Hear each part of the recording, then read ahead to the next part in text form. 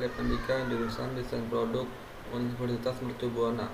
Nomor induk 419-2001-0023. Isu kemerdekaan Papua merupakan isu yang terus menjadi bagian dari perjalanan negeri ini. Di antara kelompok yang memperjuangkan itu adalah organisasi Papua Merdeka atau OPM.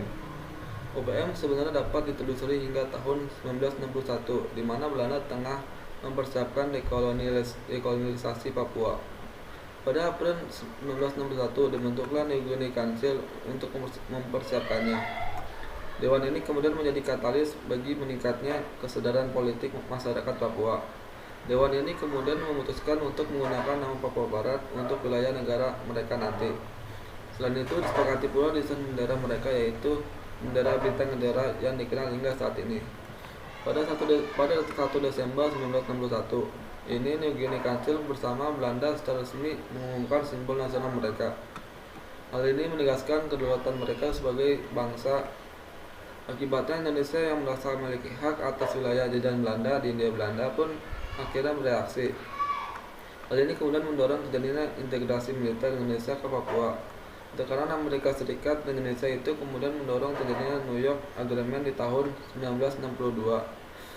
Para nasionalis Papua Barat amat kecewa dan merasa dihianati karena tak dilibatkan di dalamnya.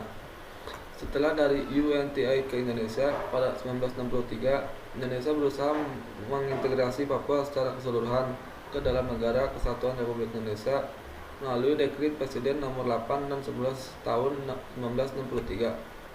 Kebijakan itu membuat hak-hak dan aktivitas politik masyarakat Papua berada dalam kontrol penuh Indonesia. Namun politik disertai dengan aktivitas militer ketat menimbulkan perlawanan dari masyarakat Papua kepada otoritas Indonesia, misalnya di Manokwari dan beberapa kota lainnya. Gerakan perlawanan inilah cikal bakal dari organisasi Papua Merdeka.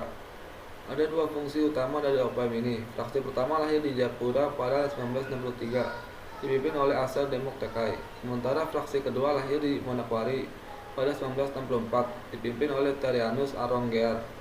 Sebenarnya, OPM sendiri dapat dianggap sebagai istilah payung untuk menyebut gerakan kemerdekaan Papua. Sejak kemunculan OPM terus menjadi kelompok yang menentang otoritas Indonesia. Tujuan utama dari organisasi ini adalah untuk menentang penguasaan Republik Indonesia atas Irian Jaya, sekarang Papua dan Papua Barat. Mereka mengklaim bahwa Papua merupakan wilayah kedaulatan yang berdiri sendiri dan ingin membentuk negara dan bangsa merdeka. Eskalasi perjuangan kemudian semakin meninggi seiring dengan kontroversi yang dihadirkan oleh penentuan pendapat rakyat atau PPRA pada tahun 1969. Kala itu referendum sebelum masyarakat Papua menghendaki integrasi daerah mereka dengan Indonesia, sehingga muncullah nama Provinsi Irian Jaya. Soeharto yang pada waktu itu menggantikan Soekarno sebagai presiden menugaskan Ali Murtoko untuk mengamankan suara. Dia memiliki kewajiban untuk memastikan Papua tetap menjadi wilayah Indonesia. Karena 3 tahun sebelumnya, pada tahun 1967, ditandatanganilah pemberian kontrak karya kepada Freeport. Dengan kontrak karya itu, Freeport diberikan hak untuk mengeruk gunung biji yang kaya tembakau dalam periode 30 tahun.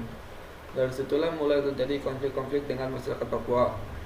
Lokasi Freeport adalah daerah-daerah yang sakral bagi suku-suku tertentu di Papua. Apalagi PPRA hanya dihadiri oleh 1025 orang yang menurut mereka hanyalah orang-orang pilihan dari pemerintah pusat dan juga ada intimidasi. Mereka yang menolak proses itu kemudian menjadi bagian dari organisasi Papua OPM karena mereka ingin membentuk sebuah negara bangsa sendiri di Papua. Peran pemerintah Indonesia di wilayah Papua juga dipermasalahkan, namun alih-alih sangat menentang warga Papua. Pemerintah Indonesia justru sangat absen dan sulit mendapatkan akses ke seluruh wilayah di Papua. Meskipun tanah di Papua sangat kaya akan sumber daya alam, daerah tersebut masih jauh tertinggal dalam hal pembangunan. Untuk mengatasi hal ini, pemerintah tidak hanya tinggal diam. Pemerintah Indonesia sedang berusaha untuk membangun Papua dengan mengeluarkan dana kurang lebih besar 85,7 triliun rupiah.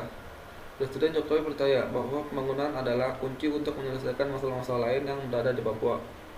Hal yang sama juga dilaksanakan oleh presiden-presiden sebelumnya seperti di era Soeharto.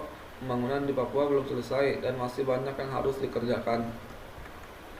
Seorang pendeta Katolik Jaringan Damai Papua mengatakan bahwa kita tidak boleh melupakan pembangunan mereka. hanya menjadi penonton bagi kemajuan ekonomi di Indonesia, maka sudah selayaknya mereka diperlakukan seperti warga negara Indonesia yang layak menerima keadilan sosial. Semoga tanah Papua bisa aman dan damai serta bisa sejalan dengan Indonesia dalam pergerakan bangsa ekonomi dalam kesatuan Republik Indonesia dan mewujudkan kesejahteraan semua warga Indonesia ke depan nanti.